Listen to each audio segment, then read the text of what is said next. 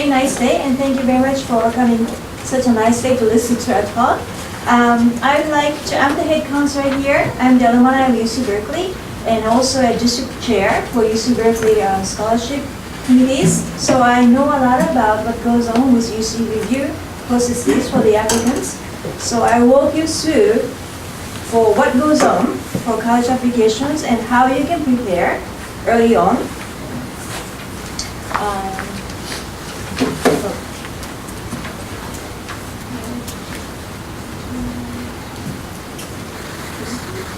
Yes.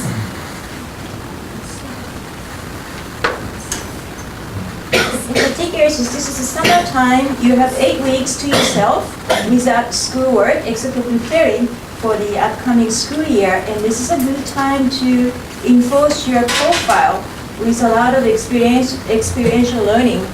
So I'd like to touch upon that as well. Okay. So summer time is a very good time for experiential learning, intellectual exploration, and leadership building, and I explain why it is important to have intellectual exploration and have a leadership experience on the application form. So, application is a paper format, and everything you do throughout high school, or even before that, would go into this 8 to 12 pages of application form. So you need on that form to show what you have done, actually, and show the content. So I like this saying, famous saying, knowing is not enough, you must apply. You can tell colleges, oh, I know Python, I know C++, I know all these languages, but that is not enough. You have to show colleges how you can apply it and how you have actually applied your knowledge. So real experience is going to be very important on the application form. Reading is not enough, you must do it. You can say, I am a very dedicated person to the community. I would like to help people, I like to help others. You can say that until the car comes home, but unless you show it, it's not convincing. So you must get engaged and you must do it. So let's see, then how is college going to know that? How are they going to ask? When you apply, you have to write an admission essay. Describe an example of your leadership experience. You have to give a very good example. And by this example, it's not like, okay, I volunteered at Cupertino Library. I was in charge of teaching children reading. That's not enough contextualization. You have to show them what kind of students you had, how did you approach them, what means did you use to teach the student. All these details have to go into your admission essays. What have you done to make your school or your community a better place? Oh, I was a member of a National Night Student Society, Leo Club. I went to many different volunteer opportunities to help the community. Great, but that isn't enough. That's not how you can convince colleges. So you have to give body to your experience. Okay? And then we ask, how have you collaborated with others? Oh, we had a project in physics class. Once again, that's not enough. How did you collaborate? What was your role? What was your responsibility? How did you get engaged with other students? All this need to come out in your essay. And finally, you need to show your passion, inspiration. I'm interested in biology because I want to become a doctor and help people. How do you show your passion? Instead of just saying, I'm interested because I want to help people. Okay? So, how to show that and how to become a good candidate. I like to use the terms, new business terms used in engineering because what happens after college? Why do you want to go to college? Because you want to become a contributing professional for your community, for your society. You want to be a next generation inventor. So colleges would be wanting to have a good candidate to become like that. So you need to look at 4 years later what's going to happen. So in the software engineering world, there is a concept of agile development. And this agile development concept applies very well to college-bound student development. So agile development means adaptive planning, evolutionary development, empirical knowledge, continual improvement. Adaptive planning becomes very important for you when you start high school. You have to plan your 4 years of coursework. In the meantime, your interest may change. You may find that, juggling 4 AP classes is too much for me. I need to change this plan. So you have to be very flexible, adaptive, to change your plans when it's necessary and make your 4-year path manageable and successful. Evolutionary development means you start 9th grade, 8th grade with some interest, then your interest changes, develop more, then you go dig deeper into it. You always have to show a forward step. Empirical knowledge means you need to apply.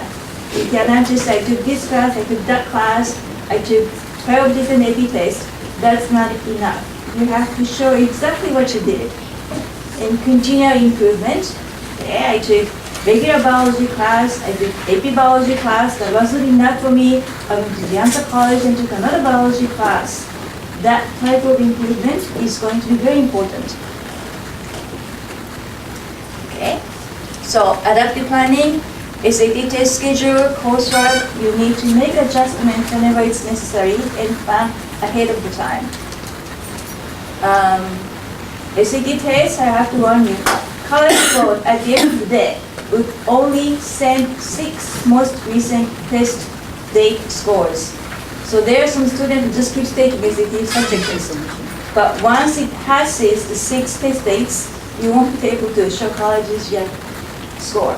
So SAT testing, you need to plan very well so that you can finish everything, SAT 2 test, SAT 1 test, within the given time. Evolutionary development, like I said, regular class, another class, AP classes, and you need to plan the AP class very well because it's not like, oh, I'm going to take AP classes no matter what. You have to first prioritize your interest, which class you're going, which major you want, and then choose the AP class very well. Okay?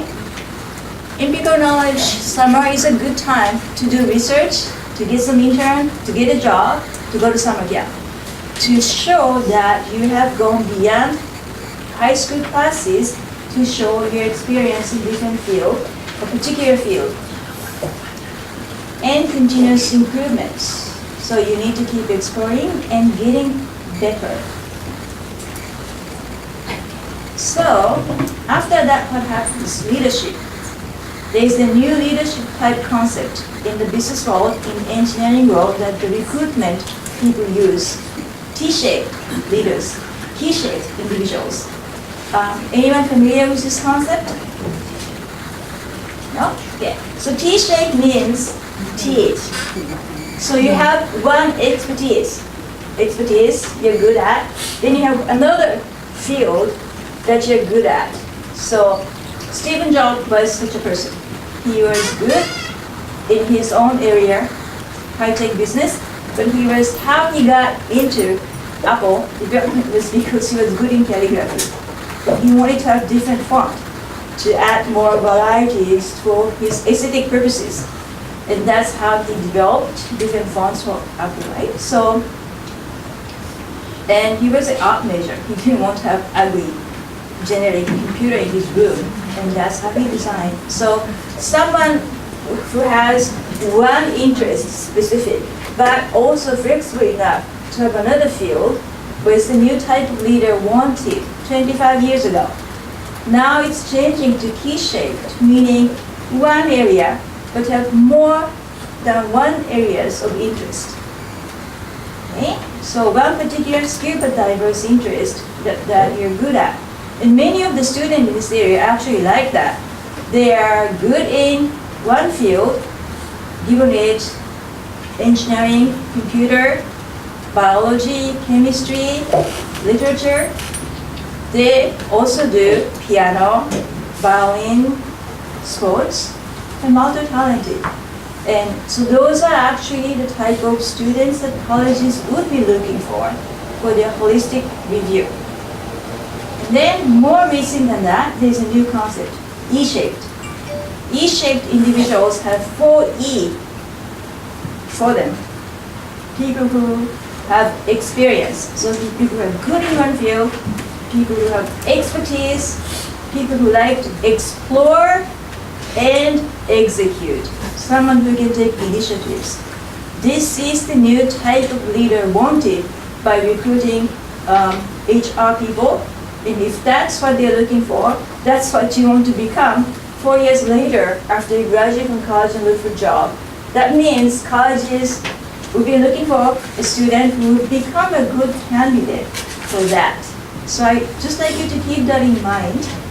So looking into what people are looking for in the actual professional world 4 years later is what you want to become.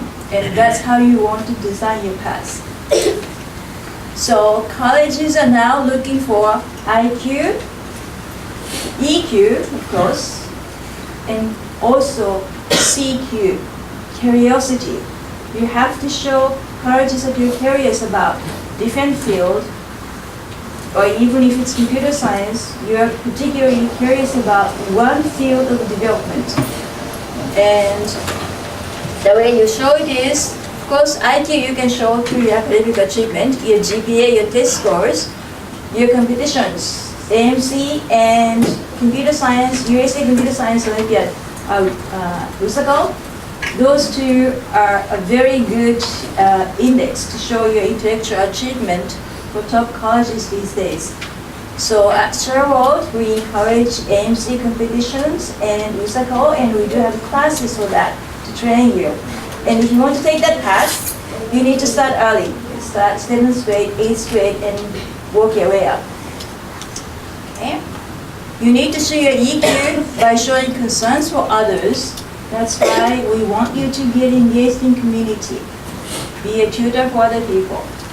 Help underprivileged students, or go to homeless shelters and help. We can introduce you to many different places where you can go to volunteer.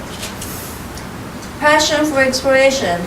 You need to leap out of your classroom. You cannot just stay at school and keep taking classes. You have to get other experiences outside of the classroom. And summer is a great time to do that, because good SAT scores, and GPA is only just a baseline. It's not enough. It only counts to 60 to 70% of admission review. Colleges will be evaluating your potentials. Would you be a successful student at our institution?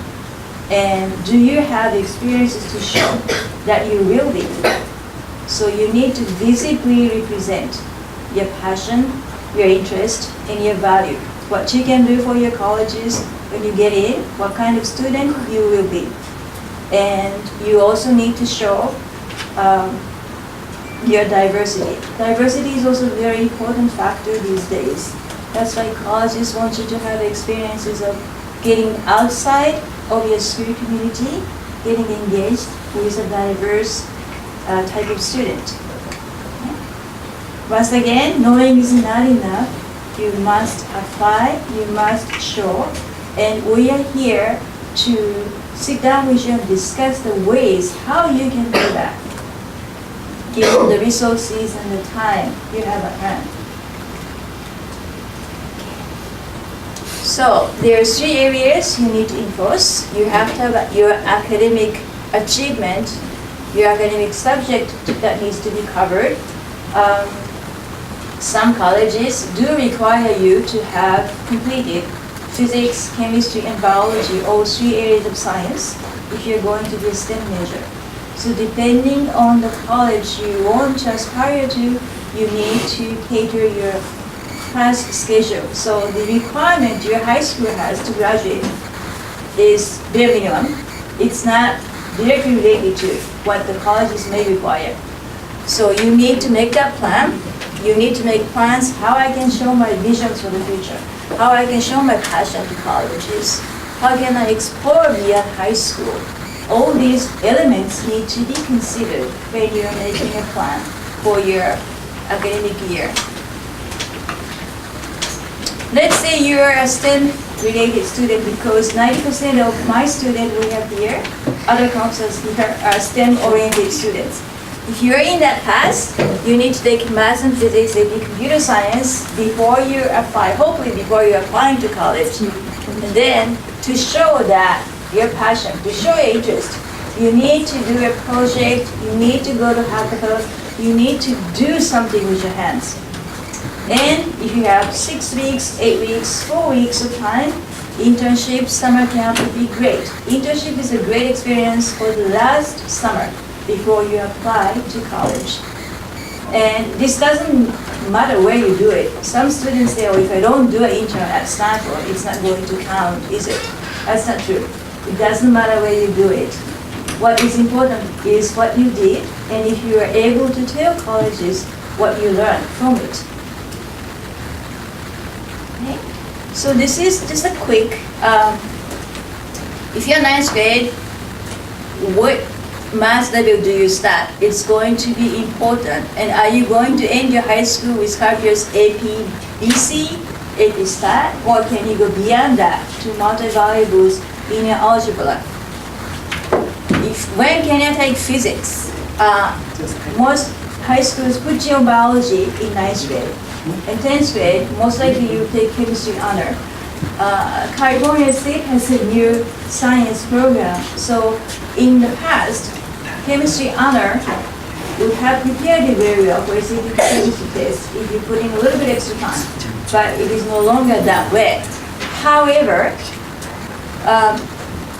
some top colleges, if you want to go for STEM majors, do require you to have SAT 2 or SAT 2 physics test completed. So that means, should I take SAT 2 chemistry, or would I have a better chance with SAT physics? Should I take physics in 9th, 10th grade, or should I take chemistry first? This is a big question we need to sit down and talk about. And then, how many social sciences do I need to have? Do I have to have AP Gov, AP Econ, AP US History, AP European History? Which one should I take? Which one is better for me? Can I also even take AP Psychology? That's a question that I cannot answer in general. It's different for individual students. AP Psychology is a good subject no matter what though. Foreign languages, 2 years minimum for uses, but 3 years often recommended by many schools, and real top schools like Harvard, Princeton do like to see you have 4 years, meaning AP level, foreign language completed. English, okay, do I need to take AP literature? Do I want to take AP language? When am I ready for SAT English? I hope you'll be ready by the end of 10th grade. There is really no compelling need to take SAT very early. In fact, Carnegie Mellon University, one of the most popular universities students want to apply, do not like it if you take SAT test early in 9th grade or 10th grade. They prefer you complete it in 10th grade and show your most current ability. Take it when you're very ready. But yes. Question about the AP Yes. class. So if you take AP class in high school, so you, of course, you get all these score in high school. But what's different to say you take AP exam? Is that you encourage you to do that, or just if you have a very good score in the high school, it's not necessary to do AP exam? What is the pros and cons to take that? Okay, so AP classes prepare you basically for college because it's a college level class. It shows your academic level, and so it counts for your weighted GPA. Right? If you get A in AP class, it counts for 5.0. So AP test does not affect your GPA. It's just a test. So technically speaking, you can just take AP class and avoid not taking AP test if you feel not ready. But that's technically speaking. One, if you pass AP test, you can use that AP credit and don't take that class in college. So many of my students who go to UC systems actually start freshman year with sophomore status because they're carrying so many AP classes that therefore you can graduate earlier. What's the maximum? number of the credit can be transferred? You can transfer as many to UCs. Private colleges, they're limited to 2 to 3. So what you say is the advantage of taking the exam is you can carry on as a credit to some college. But in terms of the admission to the college, does it have any effect? Yes, it does, because UC Berkeley, in particular, and UCLA would like to see your AP test score. That's one of the factors considered. So let's say if you're going for an engineering major and you have 5 full score on AP physics, you have full score on AP college BC. That would be another thing that they can use to review you. And in general, what UC admission says is you have taken the AP class, you should try to take AP test.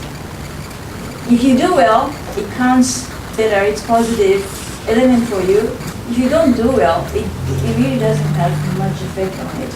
And for private schools, you don't even have to be taught if you don't want to be taught. But if you don't do well, if you don't do well, don't they have access to all this information? Let's say UC Berkeley, let's say UC system.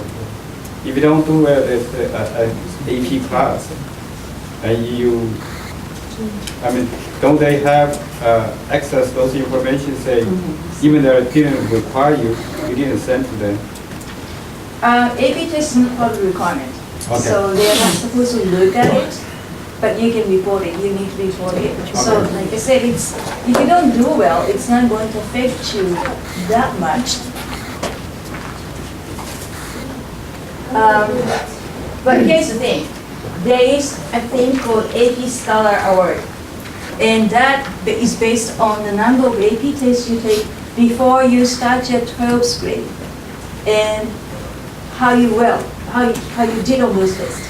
There are different levels of AP Scholar. AP Scholar regular one, AP Scholar with honor, AP Scholar with distinction. So it's an average. It's not like you have to pass every AP test. If you have taken 4 AP tests, you did 5 on 3 of them. 1 you failed. But the AP Scholar is based on the average. So AP Scholar is a very nice academic honor that is a national level to have on your college application. So I would recommend, if you have taken AP class, take AP test. We have very good AP classes here at ShareWorld to prepare you well. Did I answer your question? Thank you. Okay, so this is a typical senior year coursework for STEM-related student that I like to show, different student. This is engineering. Hopefully you have gone beyond AP statistics by then.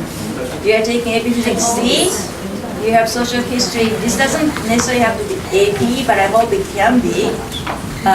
And AP psychology if you have time. But the important thing is the math and science.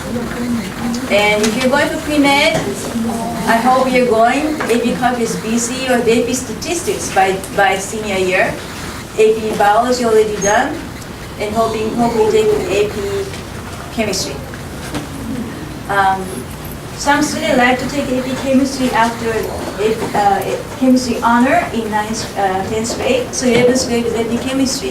If you're able to take AP Biology or AP Chemistry in 11th grade, it's a matter of discussion.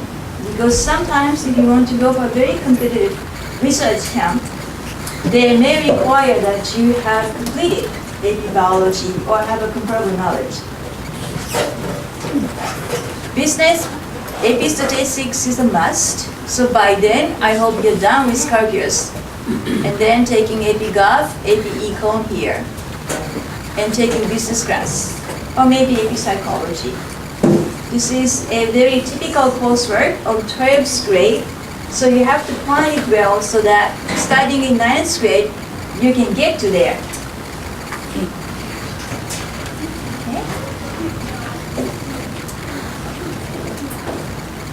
All right. Any questions about coursework? You can always take a class at Pienza College. And let's say you want to take both AP Biology and AP Chemistry at your school, but your school only allows you to run science a year. You don't have time on your schedule to squeeze in physics class, you can always take that physics class at Gianza College, and that will be calculated into your UC GPA when UC reviews you. Or UC has a very good online course of itself, and they offer AP Physics and many other subjects. So if you have time, you can do that, start that class during the summer, go at your own pace, and get credit for it. So there are many ways to make your coursework very fulfilling. It just takes time. Is it too late for her to take in like a summer of junior before she apply for college? No, it's not too late. So it's still okay Yeah. to do that? Yeah. One question. AP classes versus concurrent college class. Any recommendation? College admissions usually do not like it very much if AP class is offered at your school and you could squeeze it in your schedule but you didn't. So if the class is offered at your school, I recommend you try to take it at your own school. Otherwise, concurrent, you can take any class that is offered. I have a question. So for the engineering, what's the reason taking AP psychology instead of take AP statistics? Because engineering also requires statistics. Statistics is a math major, and psychology is a college cricket league class. So those are two different categories. But for engineering track, but why the engineering track needs to take psychology? It's just an example. You don't have to take it because not all high schools offer it. However, for computer science, neuroscience, interface, those are getting a very important area. So psychology is not a bad subject to take, to learn more about how people process the information, how people interact. Thanks. Okay, so let's think about the summer. Summer, those are the things I like my students to do. Academic enrichment to boost GPA. I have AP class coming up next year. Certainly prepare during the summer and prep for SATs and ACTs. It doesn't matter which test you take, SAT, ACT, there's no preference for colleges as long as you take it. UCs require SAT or ACT with writing, so you have to practice your essays as well. Community service hours, the more the better. The longer hours you have, the better. And summer is a good time to build it up. And take leadership. There are many opportunities in this area where you can become a summer camp leaders for kids. And I would like you to do it at least 2 weeks during the summer. Every summer if possible. And then focus on a specific academic area. You can take a summer class at the Ansa College. You can take online classes. And you don't necessarily have to take those classes for credit unless you want to take those credits to college or put it into your GPA. You can just take a class out of your own interest. That's fine too. I have a question about the college. Do they require the age which is 16 or something like Yes, that? you have to be 11th grade, the 12th grade to take it. 10 weeks.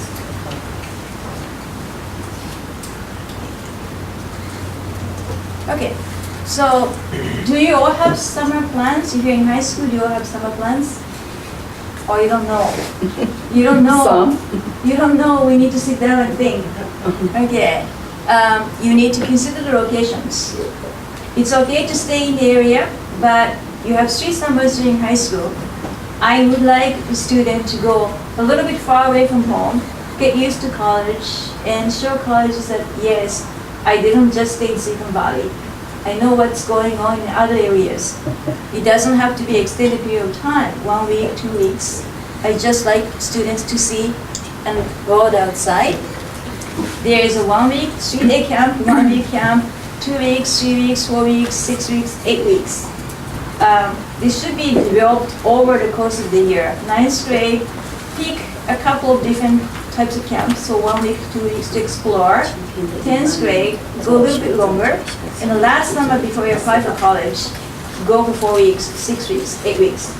Devote your whole summer, or significant part of your summer, into one activity that is related to your major. And It's not like many students say like, oh, if I go to a camp at Princeton University during the summer and I want to apply to Princeton University, does it give me better opportunity? The answer is you have to see where that experience fit on your overall profile. What value would it add to your profile? And how is it related to your major? You need to consider all this before you look at the name of the college and see if that will give you a better value or not.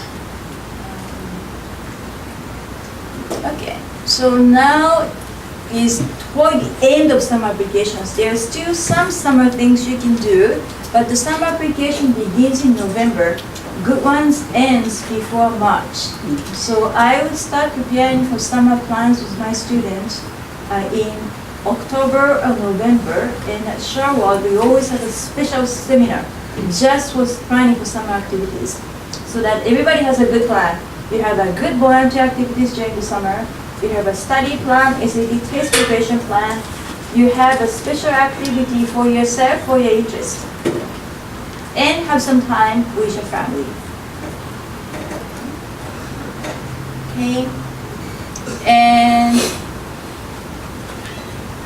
oh, this is for 12th graders, summer plan. If you're going into, do we have juniors? Yeah.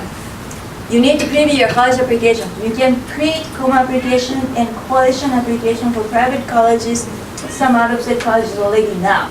Do it now, and then head start on your resume and recommendation letters. Ask your teachers if they will be willing to write recommendation letters for you, because public school teachers have X number of students they could take. So if you don't get it early, you won't be able to get it. And make that, then you need to list up all the activities you have done, everything you have done, and see how you can make colleges know who you are. Practice for essay writing. I have already studied with my student before the spring break with essay brainstorming sheet, so that they have some ideas for college essays, and we need to practice for interviews, college interviews. This is only for rising seniors. Naviance is, everyone knows what Naviance is? If you're in high school, you should know what Naviance is. Naviance is a very good resource. It has not only resources for college application, but it has scholarships, it has personality type check. All these resources are there, so if you're 10th graders, you should take advantage of these resources and check into your personality, what kind of job is good for you, and what kind of scholarship is available. Good. What's his English name? Oh, it's Sam. Okay, it's in Japanese, Doraemon. Yeah. All these little gadgets Doraemon has, I hope you'll be able to invent them in the near future. Be as creative as Doraemon is, and make today's dream into tomorrow's reality. That's what I ask my students to do. Okay, if you have any questions, I'll be around, and I also have 30 minutes free consultations, so you can sign up.